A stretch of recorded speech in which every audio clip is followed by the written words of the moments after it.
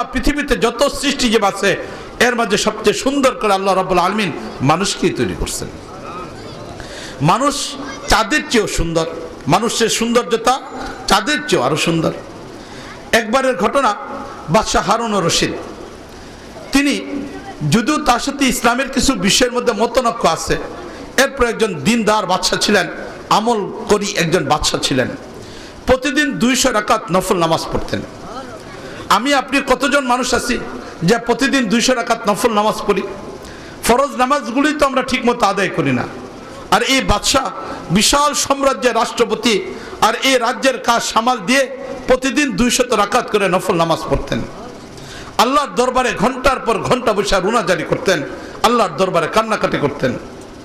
তো এই বাদশাহ হারুন রশিদ, তার স্ত্রী ছিল জুবাইদা। এখন এই জুবাইদা স্ত্রীকে নিয়ে তিনি এক বাগানে পূর্ণিমা চাঁদে বসে গল্প করতেছেন। স্বামী স্ত্রী দুইজন বসে গল্প করতেছেন, ভালোবাসায় দুইজনের হৃদয় ভরা, একজন আরেকজনের সাথে দুষ্টামি করতেছেন। একবার চাঁদের দিকে তাকাইতেছেন, একবার জুবাইদা তার স্বামী বাদশাহ হারুন রশিদ দিকে তাকাইতেছে, আবার কখনো বাদশাহ হারুন রশিদ চাঁদের দিকে তাকিয়ে তিনি তার স্ত্রী জুবাইদার দিকে তাকাইতেছেন। একসময় বাদশাহ আবেগে এই কথা বলেই ফেলল যে তুমি যদি চাঁদের চেয়ে সুন্দর না হও তাহলে তোমাকে তালাক দিয়ে দিলাম। স্বাভাবিক দৃষ্টিকোণ থেকে পূর্ণিমা চাঁদ আলো ঝলমল করতে থাকে, এমত অবস্থায় মানুষ তো তার মতো সুন্দর হতে পারে না। এখন এই জুবাইদা এই বিষয়টাকে চিন্তা করলো, যেহেতু আমি চাঁদের চেয়ে সুন্দর না, তাই তো আমার স্বামী বলার কারণে আমি তালাকপ্রাপ্ত হয়ে গেলাম। এখন বাদশাহ হারুন রশিদ এই কথা বলার পরে জুবাইদা সে অত্যন্ত দিনদার একজন মহিলা ছিলেন। আল্লাহ রাব্বুল আলামিন ইসলামের বিশাল বড় একটা খেদমত এই জুবাইদার মাধ্যমে নিয়েছিলেন।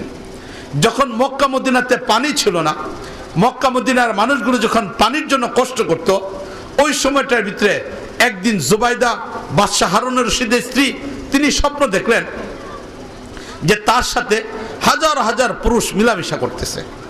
তে মহিলাটা হলো দিনদার একজন মহিলা, ভালো একজন মহিলা। রাতের বেলা স্বপ্ন দেখছেন ঘুমায়া যে হাজার হাজার পুরুষ তার সাথে মিলামিশা করতেছে।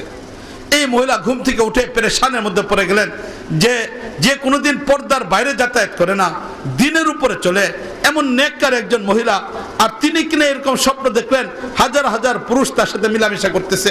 পেরেশানের মধ্যে পড়ে গেলেন। পরের দিন সকালবেলা বড় বড় উলামা একরাম যারা স্বপ্নের ব্যাখ্যা দিতে পারেন তাদের মধ্য থেকে তাদেরকে জিজ্ঞেস করলেন। জিজ্ঞেস করার পরে একজন আলেম বললেন এই কথা যে আল্লাহ রাব্বুল আলামিন তোমার দ্বারা এমন একটা কাজ দিবেন যার দ্বারা হাজার হাজার মানুষ উপকার অর্জন করবে। তখন তিনি চিন্তা করলেন কি কাজ করা যায়। নিজের এলাকা বাগদাদের ভিতরে মানুষের বিষয়গুলো কিনা যাচাই বাছাই করলেন, না এখানে এরকম জরুরি কোনো বিষয় নাই। তখন তিনি আশেপাশের অঞ্চলে যোগাযোগ করা আরম্ভ করলেন। আশেপাশের অঞ্চলে যোগাযোগ করার পরে মক্কার মদিনার মানুষদের পক্ষ থেকে জানানো হলো যে তাদের পানির সমস্যা হচ্ছে। তখন এই জুবাইদা নিজে যত অর্থ সম্পদ ছিল বাদশার কাছ থেকে নিয়ে তিনি সেখানে একটা নদী খনন করলেন, নহরে জুবাইদা যেটাকে বলা হয় বাগদাদের ভিতরে। এই নহর খনন করার পরে এখন মক্কা এবং মদিনা পর্যন্ত পানি পৌঁছার জন্য লাইন ব্যবহার করলেন, ড্রেন ব্যবহার করলেন। এখন এইখান থেকে ড্রেন থেকে, নদী থেকে, ওই নহরে জুবাইদা থেকে পানি উঠে ড্রেনে দেওয়া হয়, আর ড্রেনের মাধ্যমে পানি মক্কা মদিনায় পৌঁছে যেত। আর এই পানির দ্বারা যারা হজে যাইতো, মক্কা মদিনায় মানুষ যারা বসবাস করত, তাদের প্রয়োজনগুলো পূর্ণ হইতো। তাহলে আল্লাহ রাব্বুল আলামিন লম্বা একটা সময় পর্যন্ত এই মহিলার ব্যবস্থাপনার মাধ্যমে মক্কা এবং মদিনার মানুষের উপকার পৌঁছেছেন। তো এখন এই জুবাইদা একজন নেককার মহিলা, তিনি যখন এই কথা শুনলেন যে তার স্বামী এই কথা বলল যে চাঁদের চেয়ে যদি তুমি সুন্দর না হও তাহলে তুমি তালাক প্রাপ্তা, এই কথা শোনার সাথে সাথে এই মহিলা এখন পর্দা করে ফেলল। যেহেতু মানুষ চাঁদের চেয়ে সুন্দর হতে পারে না, এই জন্য তিনি পর্দা করে ফেললেন।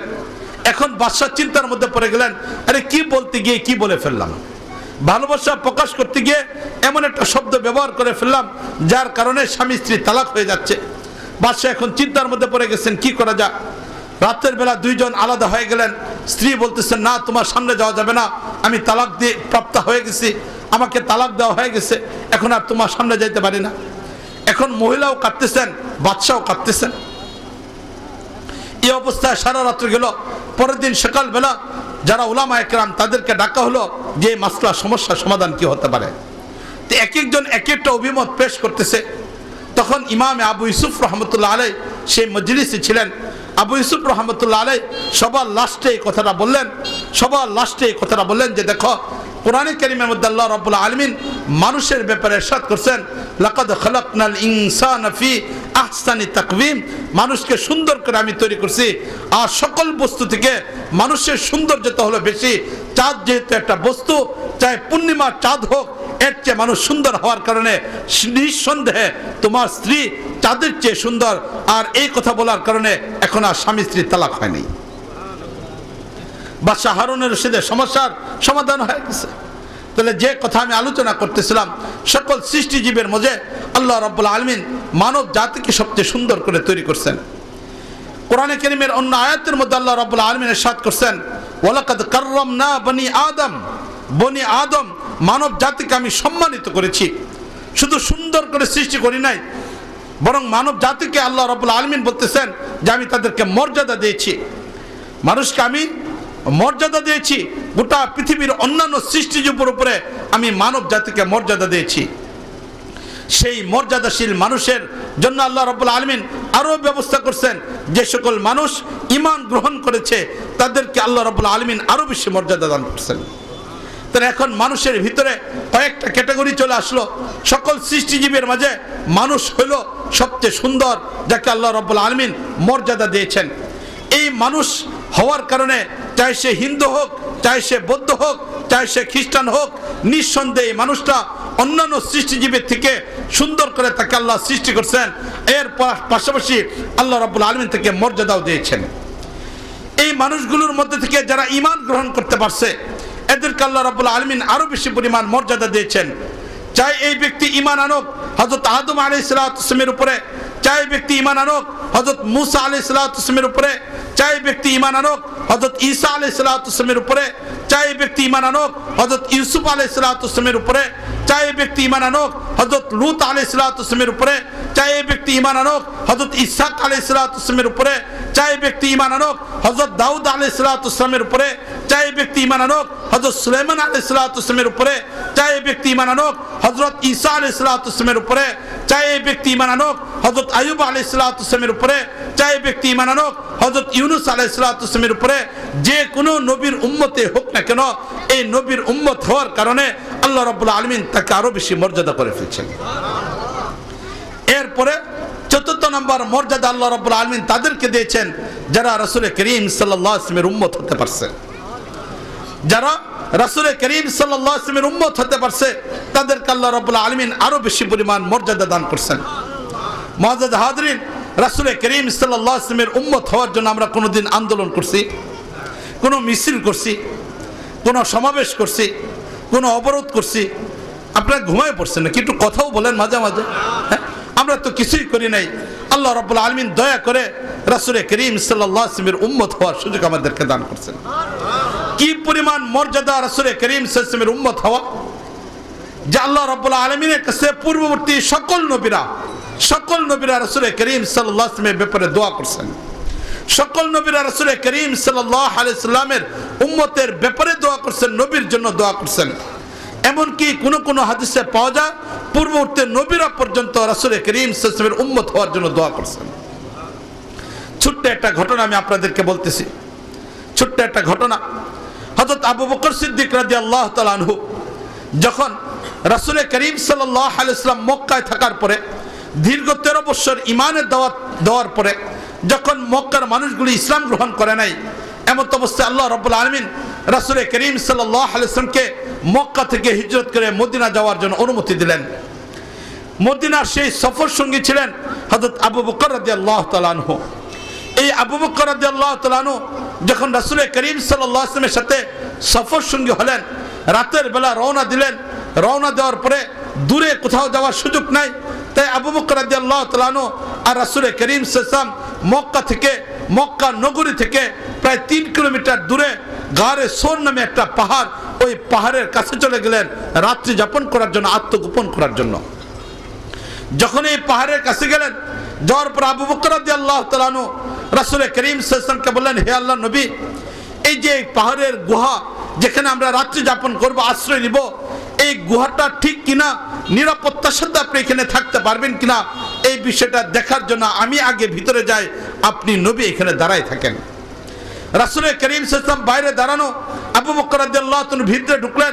ভিতরে ঢোকার পরে আবু বকর রাদিয়াল্লাহু তাআলা ভিতরে ঢোকার পরে দেখলেন যে এই গুহাটার ভিতরে ছোট ছোট অনেকগুলো গর্ত রয়ে গেছে।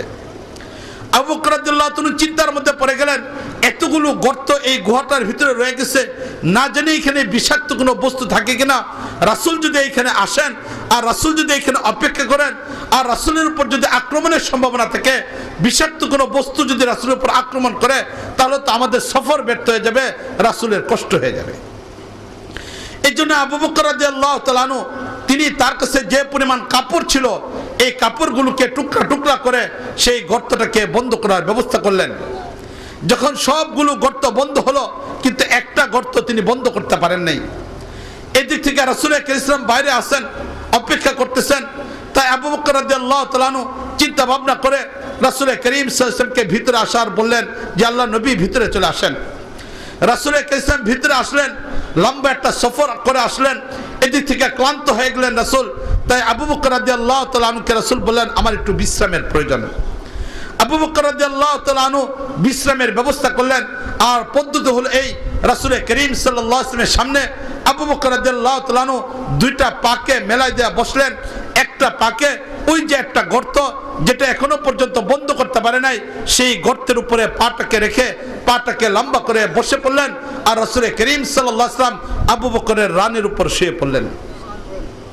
মুআজ্জাজ হাজরিন, রাসূল করিম সাল্লাল্লাহু আলাইহি ওয়াসাল্লাম অনেক সাহাবায়ে কেরামের সাথে সফর করছেন, কিন্তু কোন সাহাবায়ে কেরামের রানের মাঝে শুয়েছেন এটা খুঁজে পাওয়া যায় না। ইসলামের ইতিহাসে এটা খুঁজে পাওয়া যায় না। একমাত্র আবু বকর রাদিয়াল্লাহু তাআলা রানের উপরে রাসূল করিম সাল্লাল্লাহু আলাইহি ওয়াসাল্লাম শুয়েছেন, এটা খুঁজে পাওয়া যায়। কেন শুয়েছেন, এর কারণটা কি? কেন রাসূল করিম সাল্লাল্লাহু আলাইহি ওয়াসাল্লাম আবু বকর রাদিয়াল্লাহু তাআলা রানের উপরে শুয়েছিলেন, এর কারণ কি?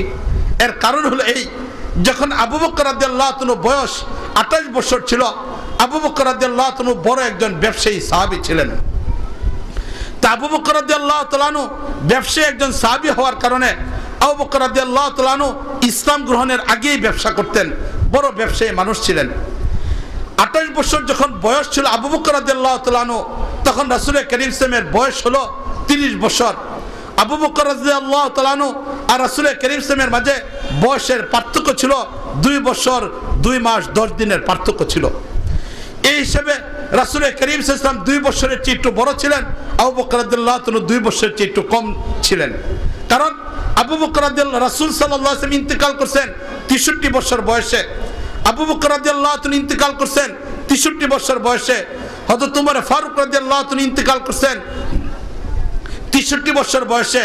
আলী রাদিয়াল্লাহু তাআলা ইন্তেকাল করছেন 63 বছর বয়সে। তাহলে 63 বছর বয়সে এই চারজন মানুষ মারা গেছেন, এটা একটা আশ্চর্য বিষয়। মাঝখানে হযরত উসমান গনি রাদিয়াল্লাহু তাআলা উনি 84 বছর বয়সে ইন্তেকাল করছেন। তাহলে হযরত উসমান গনি রাদিয়াল্লাহু তাআলা ছাড়া বাকি খুলাফায়ে রাশিদিনদের সেই তিনজন সাহাবী, ওনারা রাসূল যে বয়সে ইন্তেকাল করছেন 63 বছর বয়সে, ওনারাও 63 বছর বয়সে ইন্তেকাল করছেন। তো এখন রাসূল করিম সাল্লাল্লাহু আলাইহি ওয়াসাল্লাম ওনার বয়স যখন 30 বছর, আবু বকর রাদিয়াল্লাহু তাআলা বয়স যখন 28 বছর, আবু বকর রাদিয়াল্লাহু তাআলা ব্যবসা করার জন্য সিরিয়াতে গেলেন, বর্তমান ফিলিস্তিনে গেলেন।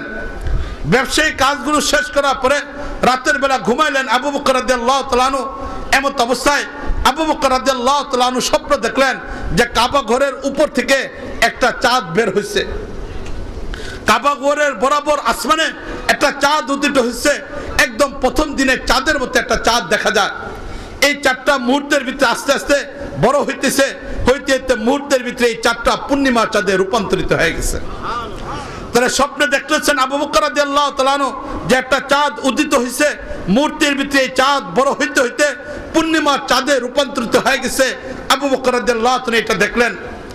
যখন আবু বকর রাদিয়াল্লাহু তাআলা এটা দেখতেছেন, এমত অবস্থা এর পাশাপাশি এটাও দেখলেন যে এই পূর্ণিমা চাঁদ আস্তে আস্তে রাসূল করিম সাল্লাল্লাহু আলাইহি ওয়াসাল্লাম এই পূর্ণিমা চাঁদ আস্তে আস্তে আবু বকরের কুলে এসে পড়ে গেছে। পূর্ণিমা চাঁদ আবু বকরের কুলে এসে গেছে। এটা যখন আবু বকর রাদিয়াল্লাহু তাআলা দেখলেন, ঘুম ভেঙে গেছে।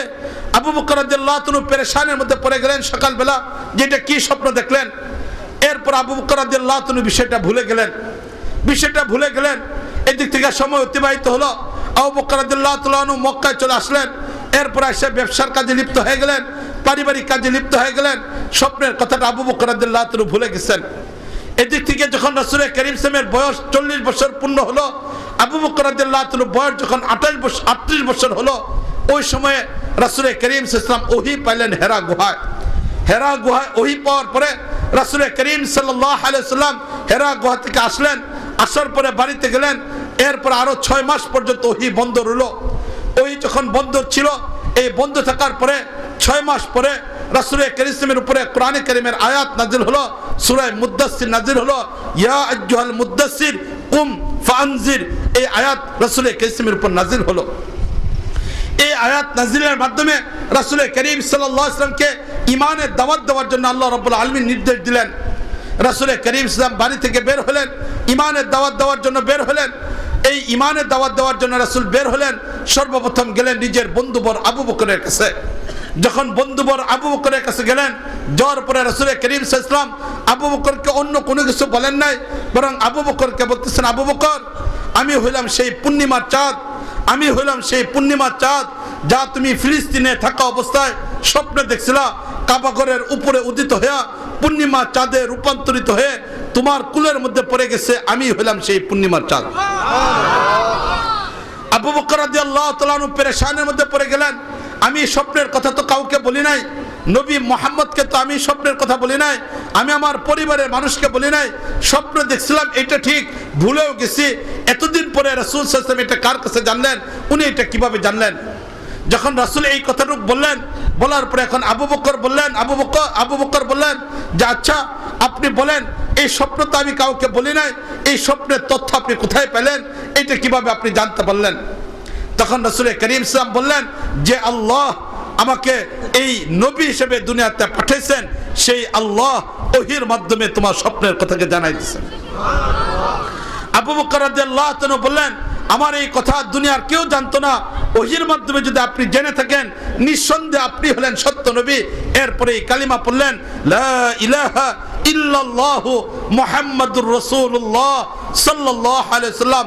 আবু বকর রাদিয়াল্লাহু তাআলা মুসলমান হয়ে গেছেন। মুআজ্জাজ হাজরিন, আবু বকর তো হলেন রাসূল করিম সাল্লাল্লাহু আলাইহি প্রিয়তম সঙ্গী। সেই আবু বকর রাদিয়াল্লাহু তাআলা একটা স্বপ্ন দেখবেন, আর স্বপ্নটা শুধু স্বপ্নই থেকে যাবে, এটা কোনোদিন বাস্তব হবে না, এটা কখনো হতে পারে না। এই জন্য হেরা গুহার ওই সফরের ভিতরে, গারে সরে সেই সফরের ভিতরে রাসূল করিম সাল্লাল্লাহু আলাইহি ওয়াসাল্লামের সাথে অন্য কোনো সাহাবায়ে কেরাম যান নাই। সেদিনের সেই কাফেলার ভিতরে অন্য কেউ ছিল না। আল্লাহ রাব্বুল আলামিন আবু বকরকে নির্বাচন করলেন, সফর সঙ্গী হলেন, গারে সরের মধ্যে ঢুকলেন, আর বিশ্রামের জন্য বাস্তব সেই পূর্ণিমা চাঁদ রাসূল করিম সাল্লাল্লাহু আলাইহি ওয়াসাল্লাম আবু বকরের কুলের মধ্যে শুয়ে পড়ছেন। কারণ ছিল এটাই, নবীর সেই স্বপ্ন, আবু বকরের সেই স্বপ্ন বাস্তবে রূপান্তরিত হইতে হবে। এই জন্য রাসূল করিম সাল্লাল্লাহু এখানে বিশ্রাম করলেন, এখানে শুয়ে পড়লেন। রাসূল করিম সাল্লাল্লাহু শুয়ে পড়লেন। শুয়ে পড়ার পরে এখন আবু বকর বসে আছেন, পাটা একটা গর্তের মধ্যে রেখে দিয়েছেন। রেখে দেওয়ার পরে আবু বকর রাদিয়াল্লাহু তাআলা এখানে বসানো, রাসূল ঘুমাইতেছেন। কিছুক্ষণ পরে আবু বকর রাদিয়াল্লাহু তাআলা পায়ের মধ্যে কি যেন আঘাত করছে। আঘাত করার কারণে এখন উনি ব্যথা অনুভব করতেছেন, বিষ ছড়িয়ে পড়তেছে শরীরে, লাল বর্ণ শরীরটা আস্তে আস্তে নীল হয়ে যাচ্ছে, ব্যথা সহ্য করতে পারতেছেন না। আবু বকর রাদিয়াল্লাহু তাআলা চোখ দিয়ে পানি পড়া শুরু হয়ে গেছে।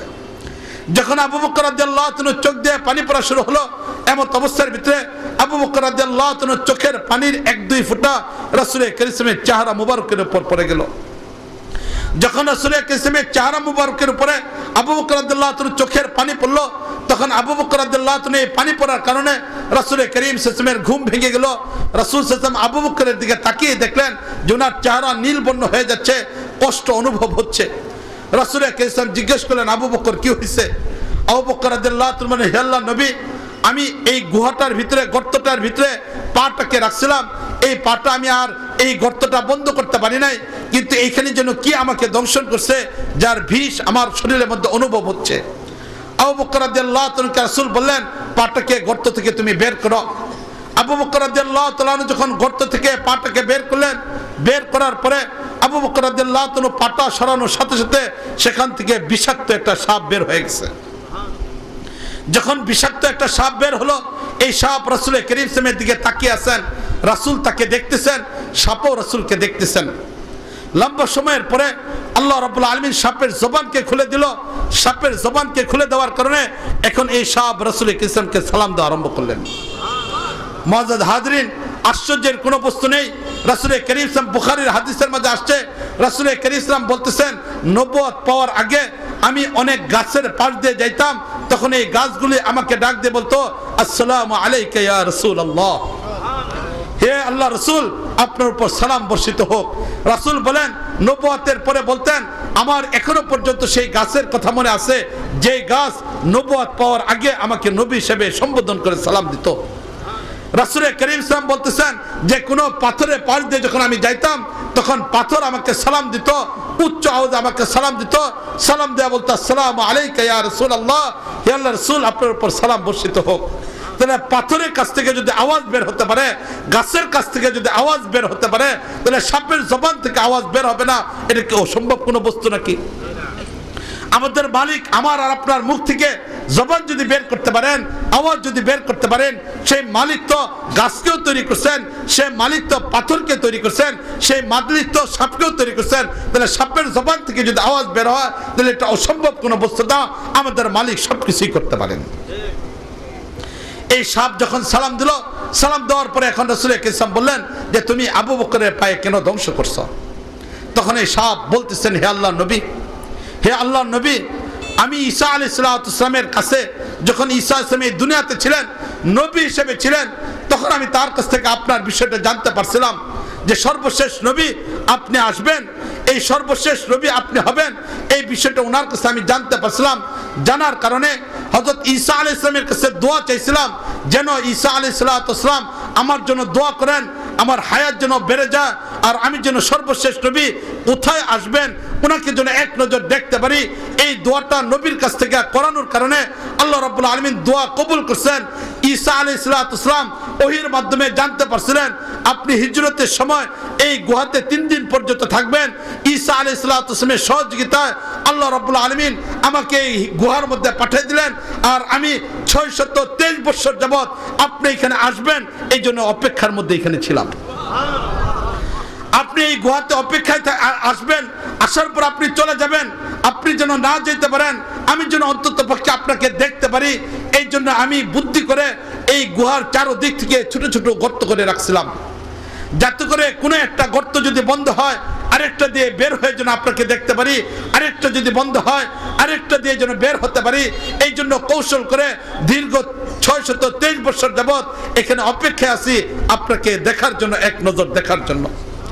কিন্তু আজকে যখন আপনি এখানে আসবেন আমার ভিতরে অনুভূতি তৈরি হয়েছে, এই অনুভূতি তৈরি হওয়ার কারণে আমি অপেক্ষায় ছিলাম আপনি এখানে আসতেছেন, কিন্তু লক্ষ্য করে দেখলাম আপনি আসার আগে আবু বকর এই গুহার ভিতরে ঢুকে প্রতিটা গর্তকে বন্ধ করে দিছে। যখন গর্তগুলিকে বন্ধ করে দিছে আমি পেরেশানের মধ্যে পড়ে গেলাম। দীর্ঘ 623 বছর পর্যন্ত যার জন্য অপেক্ষায় ছিলাম তিনি এখানে আসতেছেন, অথচ তাকে আমি দেখতে পাবো না। 623 বছর পর্যন্ত যার অপেক্ষায় ছিলাম তিনি এখানে আসবেন, তাকে আমি দেখতে পারবো না। আমি ছুটোছুটি শুরু করে আরম্ভ করলাম, এক গর্ত থেকে আরেক গর্তে যাচ্ছি, আরেক গর্ত থেকে আরেক গর্তে যাচ্ছি, এইভাবে যাতায়াত করতেছি। কিন্তু এমন অবস্থার ভিতরে সবগুলো বন্ধ, কোনোটাই খালি পাচ্ছে না, বের হওয়ার সুযোগ পাচ্ছে না। একের পর এক একটার মধ্যে দংশন করতেছি, এরপরও সেগুলিকে সরানো যাচ্ছে না। সর্বশেষ এইখানে আবু বকরের পা এখানে এসে আমি দংশন করছি, যাতে করে আবু বকর এক বিষে আক্রান্ত হয়ে তার পাটাকে সরায় নেয়, আর সরানোর পরে আমি বের হয়ে আপনাকে এক নজর দেখতে পারি। এই জন্যই আমি এই কাজটা করছি। আল্লাহর নবী যখন রাসূল করিম এটা বললেন, রাসূল করিম সাল্লাল্লাহু আলাইহি ওয়াসাল্লাম সাপকে দেখলেন, দোয়া করলেন, সাপ আপন জায়গায় চলে গেল। রাসূল করিম আবু বকরের পাটাকে টান দিয়ে কাছে আনলেন, দেওয়ার পরে নিচের লালা মুবারক থেকে একটু লালা সেখানে লাগাই দিলেন, সাথে সাথে বিষটা ভালো হয়ে গেছে। মুআজ্জাজ হাজরিন, তাহলে চিন্তা করে দেখেন, আমার নবীরকে দেখার জন্য দোয়া করছেন, দোয়ার কারণে আল্লাহ রাব্বুল আলামিন এখানে দেখার সুযোগ করে দিয়েছেন। পূর্ববর্তী নবীরা পর্যন্ত অপেক্ষায় ছিলেন। এই যে গারে সোর, যে গারে সোরের কথা এখানে বললাম, হিজরতের সময় রাসূল এখানে ছিলেন 3 দিন পর্যন্ত।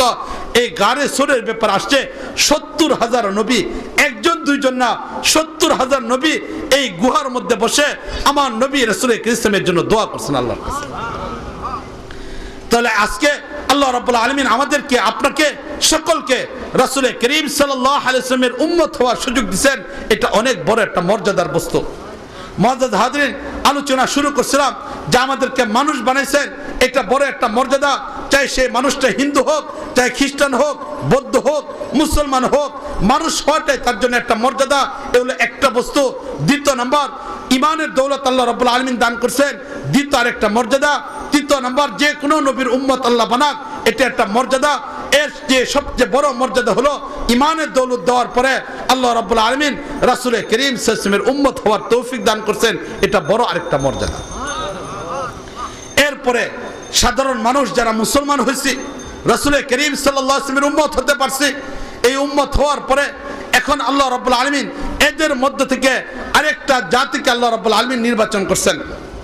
আরেকটা জাতিকে আল্লাহ রাব্বুল আলামিন নির্বাচন করছেন। সেই জাতি হলো তারা যাদেরকে আল্লাহ রাব্বুল আলামিন রাসূল করিম সাল্লাল্লাহু আলাইহি ওয়াসাল্লামের মাধ্যমে আল্লাহ সত্তা থেকে আসা ইলম আল্লাহ রাব্বুল আলামিন দান করছেন। কোরআনে কারীমের আয়াত যেটা আমি আপনাদের সামনে তেলাওয়াত করেছি, ওই আয়াতের মধ্যে আল্লাহ রাব্বুল আলামিন মুসলমানের মর্যাদার কথা বলতেছেন, উলামায়ে কেরামের মর্যাদার কথা বলতেছেন।